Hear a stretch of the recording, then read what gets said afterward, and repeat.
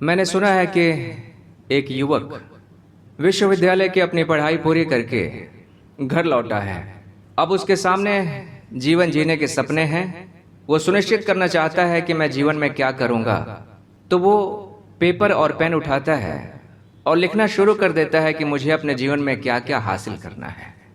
लंबी फहरिस्त बनाता है और उसमें लिखता है कि मुझे जीवन में धन कमाना है, यश कमाना है, लोकप्रिय होना है, दोस्त बनाने हैं, संसार में जो बहुत प्रसिद्ध जगहें हैं उन्हें घूमना है, दुनिया देखनी है, विवाह करना है, बच्चे पैदा करने हैं, परिवार बढ़ाना है, इत्यादि इत्यादि।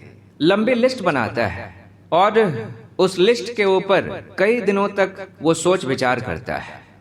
इस तरह से बार बार अपने उस सूची के ऊपर वो विचार करता है कि इसमें से कौन कौन सी चीजें मुझे जरूर करनी है, जो गैर जरूरी है उनको काट के हटा देना है। कई दिनों तक, कई महीनों तक विचार करने के बाद वो तय नहीं कर पाता है कि आखिर वे कौन कौन से काम हैं जो मुझे इस जीवन में सुनिश्चित रूप से करने हैं। तभी उसे ख्याल आता है कि उसके नगर में एक फकीर रहता है। तो युवक सोचता है कि क्यों ना उस फकीर से चल के मिला जाए। उसके पास जीवन के अनुभव है, उसने दुनिया देखी है। ऐसा सोचकर वह फकीर के पास जाता है और जाकर फकीर को अपनी सूची दिखाता है और पूरी बात बताता है। वो कहता है कि महाशय, मैं अपने जीवन में जो बेहद जरूरी चीजें हैं उन्हें पाने का प्रयास कर रहा हूं। मैंने एक सूची बनाई है, कृपया इस सूची को देखें और इसमें जो कुछ भी गैर जरूरी आपको लगे आप उसे हटा सकते हैं, या यदि कुछ जोड़ना आप चाहें तो आप जोड़ सकते हैं।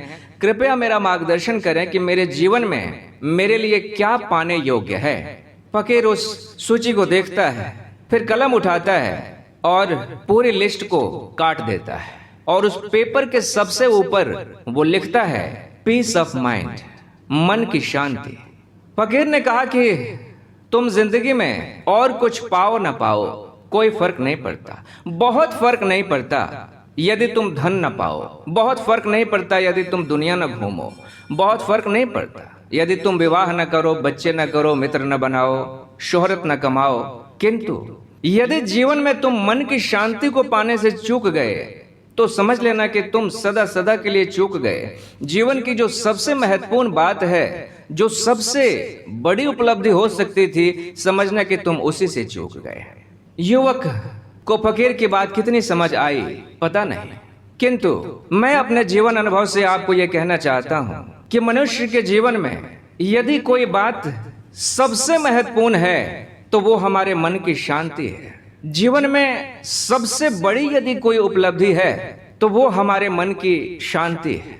किंतु बहुत थोड़े लोग इस बात को ठीक ठीक समझ पाते हैं। मन की शांति की कीमत वास्तव में हम तब समझ पाते हैं जब हम मन की शांति को खो देते हैं। कभी आपने विचार किया है कि मन जब भी अशांत होता है तो मन क्या चाहता है? कई बार जब मन अशांत होता है तो आप मन को मनोरंजन देने चले जाते हैं कि टीवी स्टार्ट कर देते हैं, कि कोई चैनल लगा लिया और देखना शुरू कर दिया, कोई मूवी देखने लगे, कि आप म्यूजिक सुनना शुरू कर देते हैं, कि किसी दोस्त को फोन लगा देते हैं। या मन अशांत होता है तो आप चाहते हैं कि कहीं घूमने चले जाएं।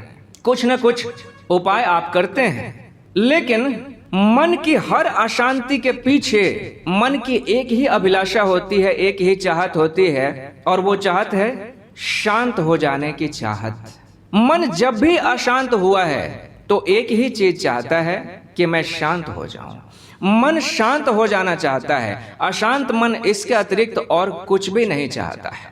अधिकांश मनुष्य धन के पीछे, पद के पीछे, कामनाओं को पूर्ति करने की अपनी जो यात्रा है उसके पीछे चलते हुए दिखाई देते हैं। फिर आपको भरोसा होना जरा कठिन है कि शांति हमारे जीवन की सबसे बड़ी बात है।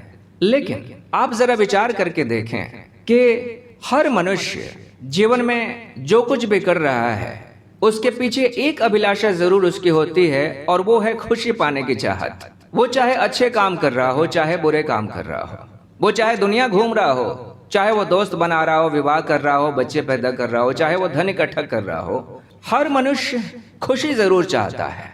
लेकिन कभी आपने ये विचार किया है कि मन को शांत किए बिना इस जीवन में खुश रह पाना संभव नहीं है।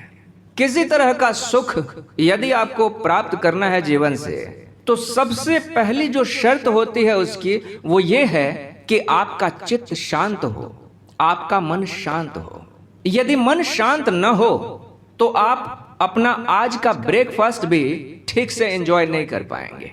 चाहे आपका मन पसंदीदा व्यंजन आपके सामने परोस दिया जाए, लेकिन वो भोजन करते समय यदि आपको कुछ खरी खोटी सुना दी जाए, या वो भोजन करते समय कल्पना कीजिए कि आपके पास एक फोन आता है और आपको एक दुखद समाचार सुनने को मिल जाता है। दुखद समाचार सुनते ही आपका मन अशांत हो गया, और जैसे ही मन अशांत हुआ वैसे ही भोजन का सारा स्वाद स्वाहा हो जाता है।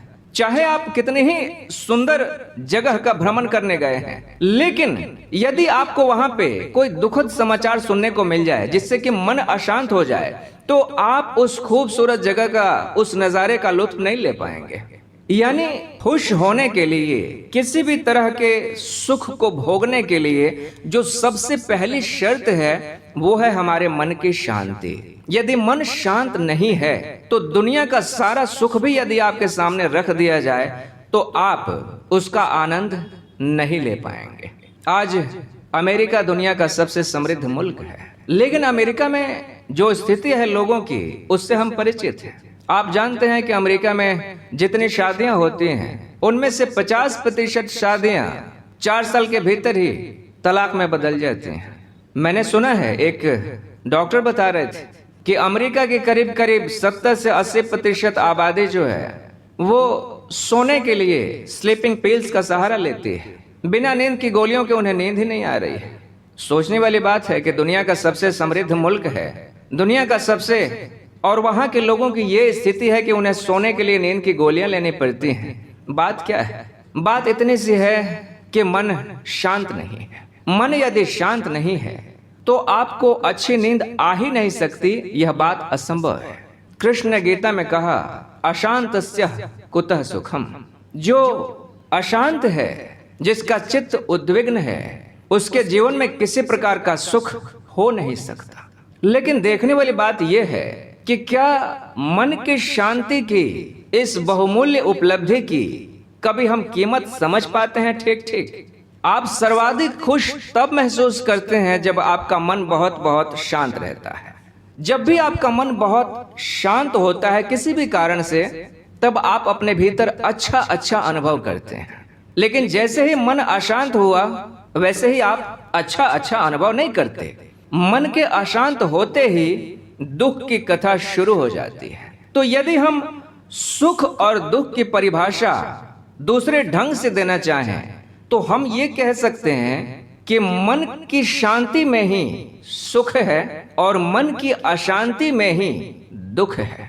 तो प्रश्न ये है कि जब शांति हमारे जीवन के लिए इतनी महत्वपूर्ण है, और शांति किसी भी खुशी के लिए, किसी भी सुख के लिए जब बुनियादी बात है, तो फिर मनुष्य के जीवन में शांति क्यों नहीं है?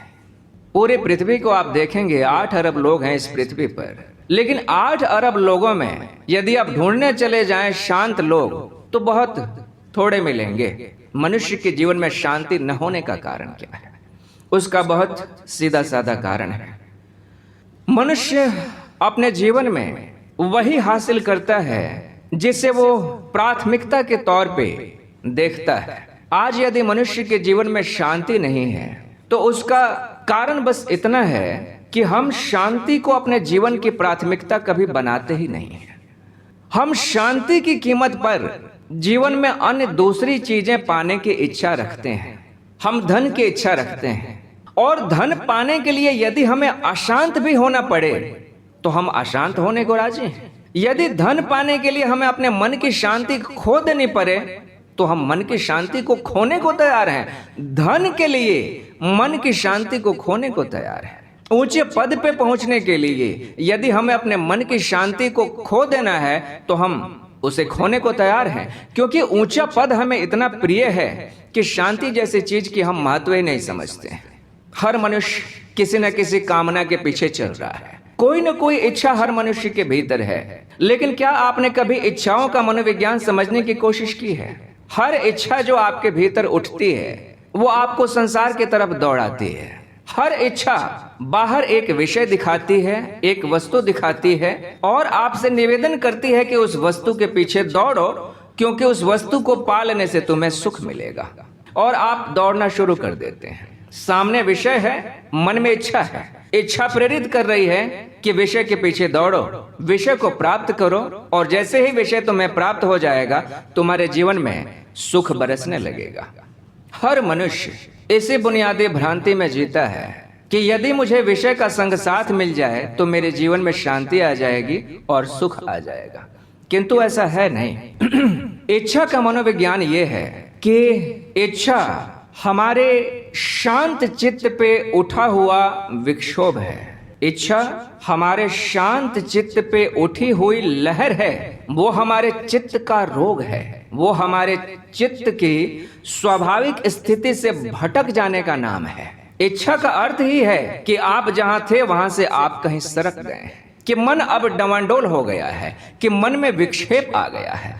विक्षेप से ही इच्छा पैदा हुई है। मन यदि अपनी स्वाभाविक स्थिति में रहता तो मन में कोई इच्छा पैदा न होती, बल्कि जीवन बड़े ही सहज स्फूर्णा के साथ चलता। जीवन में जो जो आवश्यक है वो जीवन को पता है। जीवन के भीतर बैठी हुई जो प्रेरणा है उसको पता है कि आपके जीवन को कहां ले जाना है और जीवन में क्या क्या करना है। लेकिन जैसे ही आप किसी इच्छा के पीछे चलते हैं तो इसका अर्थ ही है कि आप जीवन की जो स्वाभाविक स्थिति है, आपके चित्त की जो स्वाभाविक स्थिति है, वहां से आप भटक गए हैं। तो इच्छा का उठना अर्थात चित्त का विक्षुब्ध हो जाना, इच्छा का उठना अर्थात चित्त का अपनी स्वाभाविक स्थिति से भटक जाना।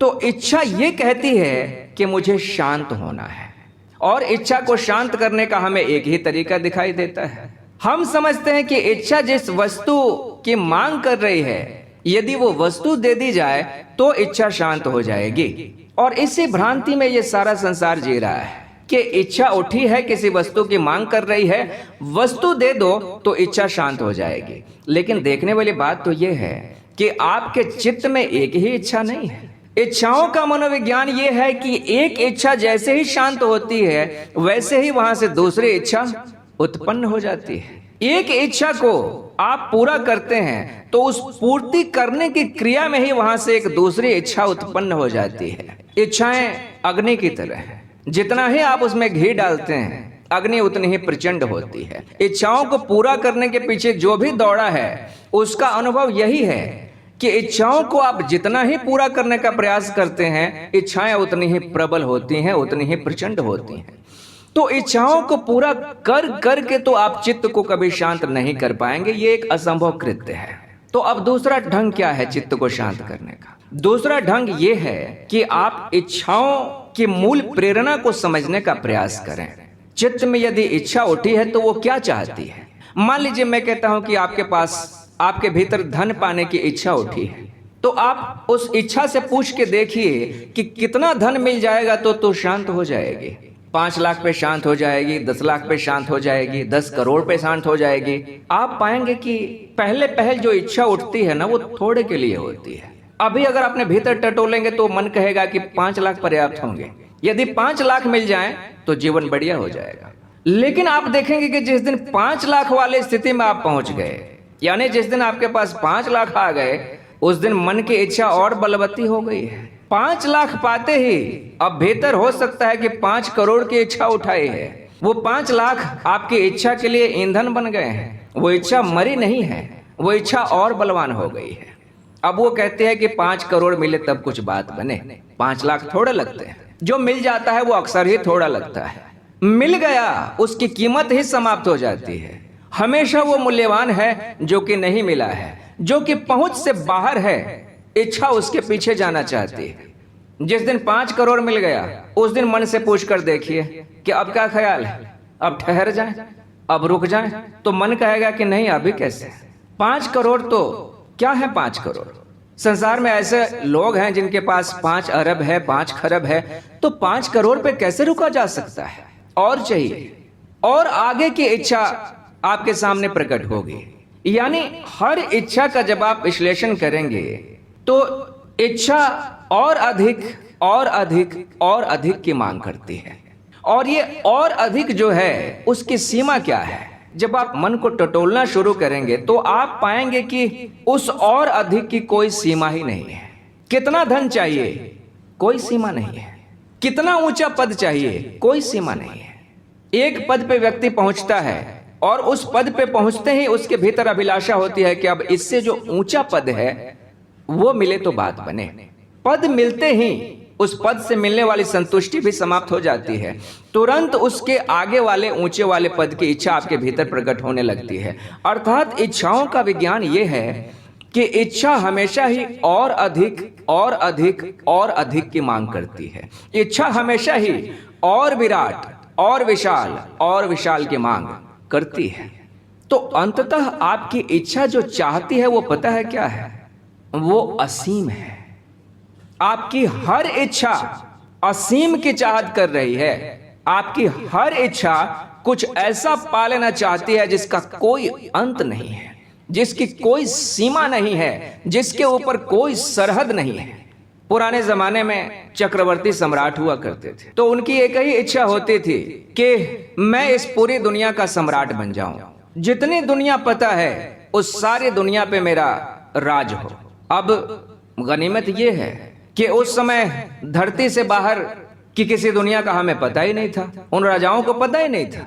तो धरती पे जितना ज्ञात क्षेत्र था उसी पे कब्जा करके वो समझ लेते थे कि हम अब चक्रवर्ती सम्राट हो गए। लेकिन यदि उन्हें पता होता कि चांद पर भी जाया जा सकता है, कि मंगल ग्रह पे भी जाके अपने झंडे गाड़े जा सकते हैं, तो संभवतः धरती का चक्रवर्ती सम्राट बनके उन्हें संतुष्टि कदापि न होती। जैसे कि आज के मनुष्य को संतुष्टि नहीं है। आज का मनुष्य धरती पे बैठकर और चांद के ऊपर अपने लिए प्लॉट बुक कर रहा है कि मंगल ग्रह के ऊपर बुकिंग शुरू हो गई है ना। कहने का मतलब यह है कि मनुष्य की हर इच्छा अंततः असीम की चाहत कर रही है।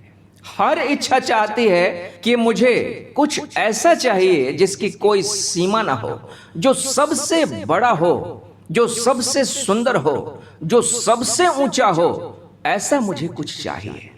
तो इस सृष्टि में, इस संसार में ऐसा क्या है जो सबसे ऊंचा है, जो सबसे बड़ा है, जो सबसे सुंदर है, जो असीम है, जिसकी कोई सीमा नहीं है? इस सृष्टि में ऐसी एक ही चीज है जिसकी कोई सीमा नहीं है, जो सबसे विराट है, जो सबसे सुंदर है, जो सबसे बड़ा है। उसे हमने परमात्मा कहा है, उसे हमने ब्रह्म कहा है, उसे हमने ईश्वर कहा है, उसे हमने जीवन की परम उपलब्धि कहा है। तो अब आप समझ रहे हैं कि आपके मन में उठी हुई हर छोटी से छोटी इच्छा जो आपके मन को अशांत कर रही है, वो क्या चाह रही है? हर इच्छा अंततः परम की चाहत कर रही है। हर इच्छा, छोटी से छोटी इच्छा को भी यदि आप विस्तार देंगे तो आप पाएंगे कि वो इच्छा अपनी परिणति पर पहुंचकर सिर्फ और सिर्फ परमात्मा को चाहती है, परम को चाहती है, असीम को चाहती है। आपकी कोई भी इच्छा सांसारिक वस्तुओं से संतुष्ट हो नहीं सकती, क्योंकि सांसारिक वस्तुओं की सीमा है। चाहे जितना भी धन आप कमाएं, लेकिन धन की सीमा है। चाहे कितने भी ऊंचे पद पे आप पहुंच जाएं, लेकिन पद की सीमा है। हर ऊंचे पद के बाद एक पद है, हर उपलब्धि के बाद एक बड़ी उपलब्धि है। तो इच्छा का मनोविज्ञान यह है कि इच्छा हमारे शांत चित्त में उठा हुआ विक्षोभ है, और वो विक्षोभ अंततः क्या चाहता है? शांत हो जाना चाहता है। और शांत कैसे होगा? वो दो तरीके हैं। एक, या तो आप उसे पैदा ही ना होने दें अपने भीतर। चित्त को अशांत करने वाली जो भी इच्छा है, जो भी विक्षोभ है, यदि आप उसे अपने चित्त में पैदा ही ना होने दें, तब आपका चित्त अशांत नहीं होगा। पहली शर्त यह है। और दूसरी शर्त यह है कि यदि आपको इच्छाओं के पीछे भागना बहुत अच्छा लगता है, यदि आप बहुत कर्मठ हैं, कर्मशील हैं, कर्म में भरोसा रखने वाले व्यक्ति हैं, तो आप इच्छाओं के विज्ञान को समझिए। हर इच्छा अपनी परिणति पे परमात्मा को चाहती है। तो शांत होने के लिए दो ही उपाय हैं हमारे जीवन में। पहला, कि हम अपने चित्त की स्वाभाविक स्थिति में ठहर जाएं, अर्थात अपने भीतर एक ऐसी स्थिति हम प्राप्त करने की कोशिश करें जहां हमारे चित्त में कोई विक्षोभ न उठे, तरंग न उठे। 24 घंटे एक ऐसी स्थिति हम प्राप्त कर लें जहां पे हमारा चित्त बिल्कुल शांत रहे, शांत झील की तरह हो जाए। अथवा हम अपने जीवन में परम को प्राप्त करने की चाहत करें, परमात्मा को पाने की इच्छा करें। ये दो ही उपाय हैं जिनके द्वारा हम अपने चित्त को सदा सदा के लिए शांत कर सकते हैं। हमारे दैनिक जीवन में जो हमारा अनुभव है, आप जानते हैं कि सुबह से शाम तक आप जो कुछ भी करते हैं उसमें आपका मन दो स्थितियों में डोलता है, शांति अशांति, शांति अशांति। ये दो ही तरह की स्थितियों का आप अनुभव करते हैं सुबह से लेकर सांझ तक। और दूसरी महत्वपूर्ण बात ये कि जैसे आपके चित्त की स्थिति होती है वैसे ही आपके जीवन की गुणवत्ता भी हो जाती है। चित्त यदि शांत है तो आप पाते हैं कि उस समय आप जो कुछ भी करते हैं वो बहुत सुंदर सुंदर होता है। यदि मन शांत है तो उस शांत मन के द्वारा आप जो भी कर्म करते हैं वो कर्म स्वतः ही सुंदर होने लगता है। यदि आप किसी से बात करेंगे शांत मन से तो उस बातचीत की गुणवत्ता एक अलग ही होती है। शांत मन के द्वारा यदि आप भोजन कर रहे हैं तो आप भोजन का बहुत बढ़िया स्वाद ले पाते हैं। लेकिन जैसे ही आप अशांत होकर कोई कर्म करते हैं तो उस कर्म की गुणवत्ता बिल्कुल बदल जाती है। अशांत होते ही काम बिगड़ने शुरू हो जाते हैं। अच्छा भला काम अशांत होने के बाद खराब हो जाता है। आप अच्छा कर रहे थे लेकिन मन अशांत हो गया, काम बिगड़ जाता है तो आप कहते हैं कि ये फला व्यक्ति है, इसने मेरा दिमाग खराब कर दिया और इस कारण देखो मेरा काम बिगड़ गया। चित्त अशांत हुआ, कारण चाहे जो भी रहा हो। कारण आप बाहर देखते हैं कि बाहर के किसी व्यक्ति ने आपके मन को अशांत किया और इस कारण आपका काम खराब हो गया। लेकिन देखने वाली बात तो यह है कि काम खराब इसलिए हुआ क्योंकि चित्त अशांत हुआ है। और अशांत वो चाहे जिस कारण से भी हुआ हो, चित्त अशांत हुआ, काम खराब हुआ। चित्त शांत रहा, काम बढ़िया चल रहा था, है ना। तो हमें यह समझने की जरूरत है कि शांत चित्त या शांत मन हमारे जीवन की सबसे पहली जरूरत है, सबसे बुनियादी आवश्यकता है। आप चाहे संसार में कुछ प्राप्त करने जाएं या आप अध्यात्म में कुछ प्राप्त करने जाएं, शांत चित्त दोनों ही स्थितियों में सबसे पहली जरूरत है हमारी।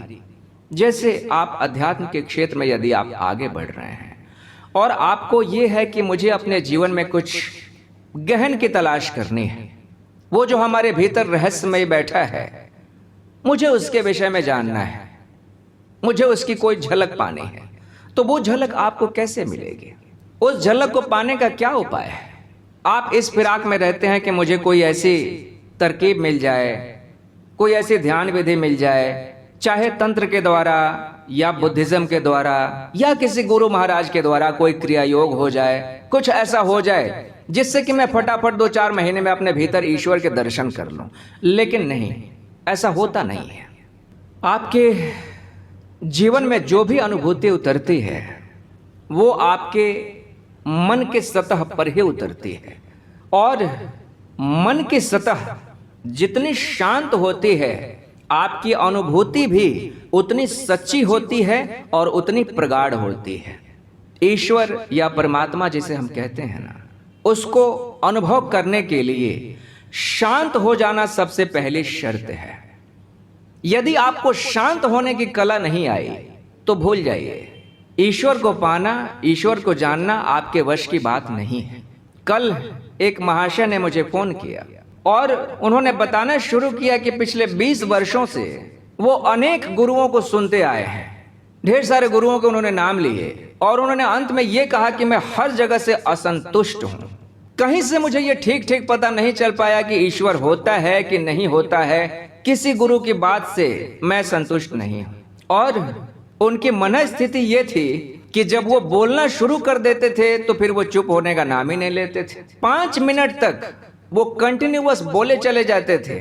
उनके 2 शब्दों के बीच में इतना सा भी अंतराल नहीं होता था कि आप बीच में उनको चुप होने का भी निर्देश दे सकें। बिल्कुल मशीन की तरह वो बोले जाते थे।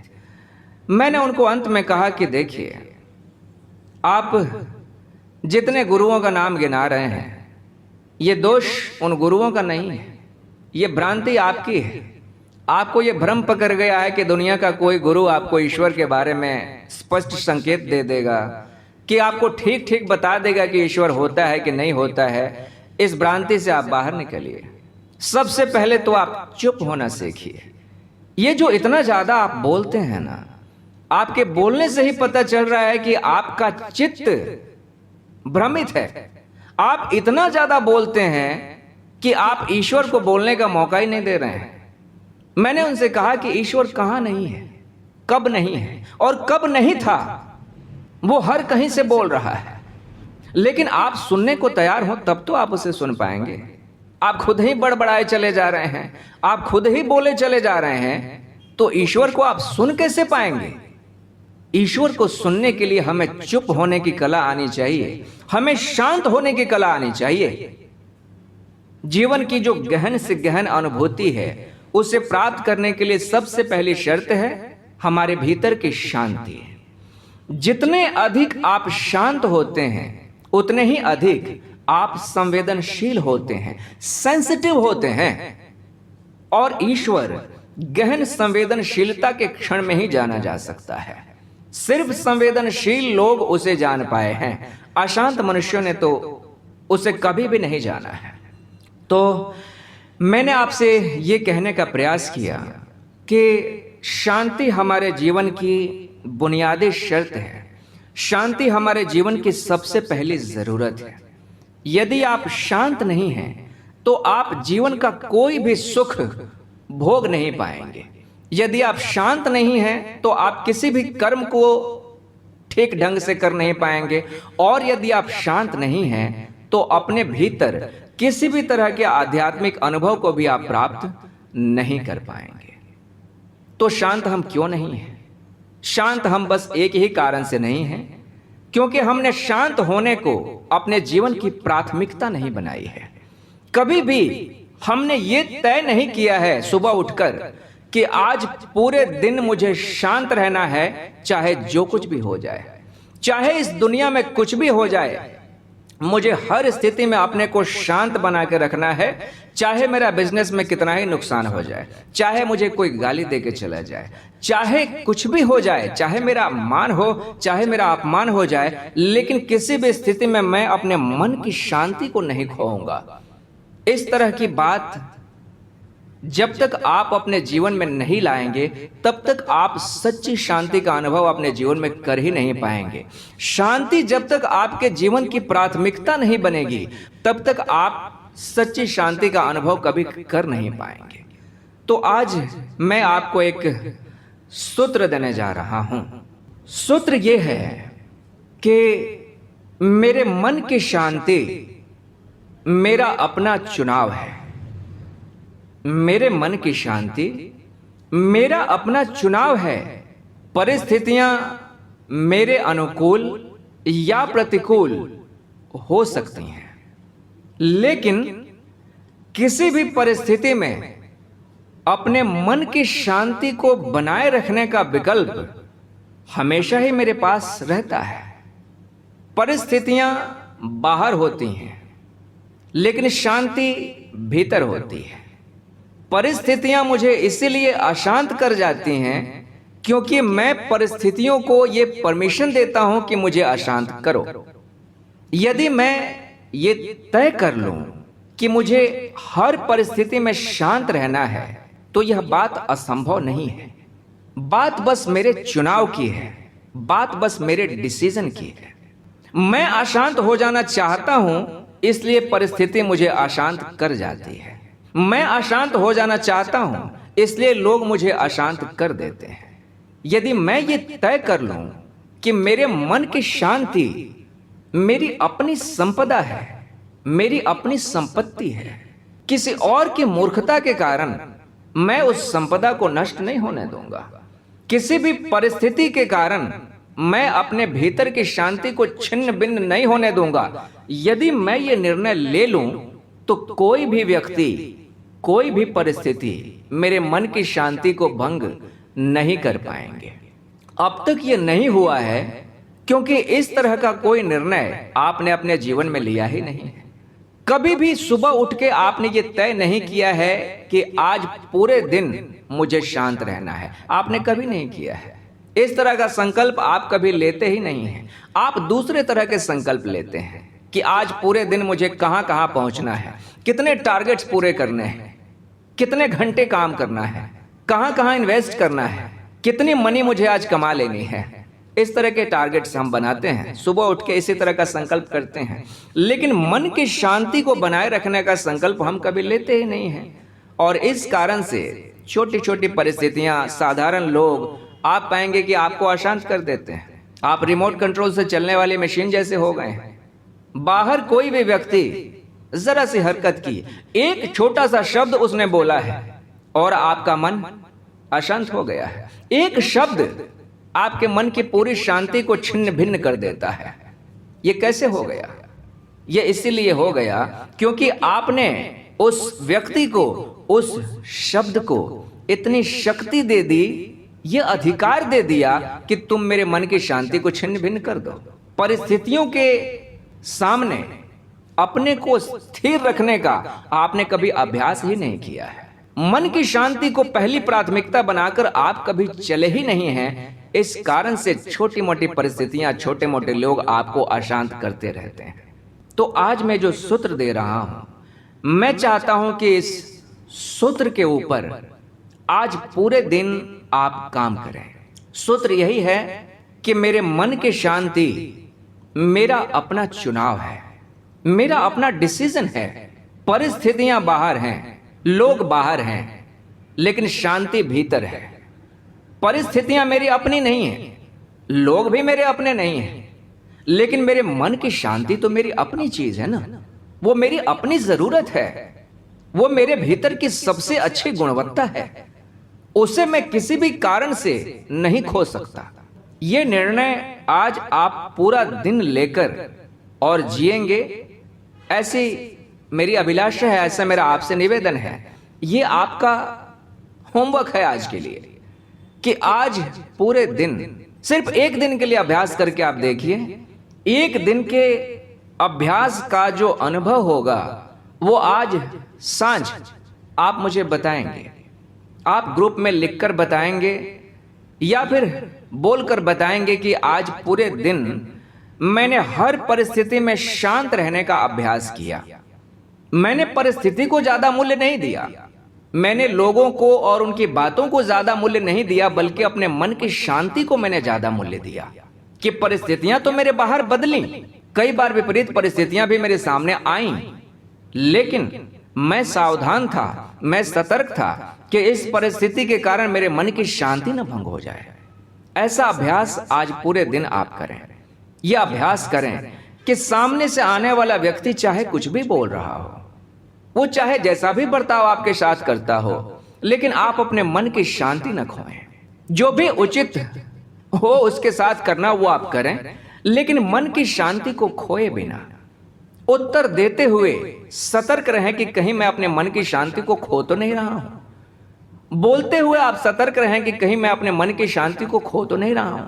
यदि मन की शांति को खोकर मैं किसी को नीचा दिखा दूं, उसकी बात का जवाब दे दूं, मैं उससे बदला ले लूं मन की शांति को खोकर, तो ये सौदा महंगा है। जब मन की शांति को ही मैंने खो दिया, उसके बाद फिर मैंने चाहे जो कुछ भी किया उसका कोई बहुत मूल्य नहीं है, क्योंकि जो बुनियादी बात थी उसी से मैं चूक गया। बुनियादी बात सिर्फ एक दिन के लिए, आज के लिए ये अभ्यास आप कीजिए और इसकी रिपोर्ट आप मुझे सांझ को देंगे। आपको ये करना है कि अभी अपने भीतर ये संकल्प लेना है कि मेरे मन की शांति मेरा अपना चुनाव है। परिस्थितियां मेरे अनुकूल या प्रतिकूल हो सकती हैं, लेकिन किसी भी परिस्थिति में अपने मन की शांति को बनाए रखने का विकल्प हमेशा ही मेरे पास उपलब्ध रहता है। यदि मैं चाहूं तो किसी भी परिस्थिति में मैं अपने मन की शांति को बनाए रख सकता हूं, और इसलिए आज पूरे दिन मैं अपने मन की शांति को बनाए रखने का संकल्प लेता हूं।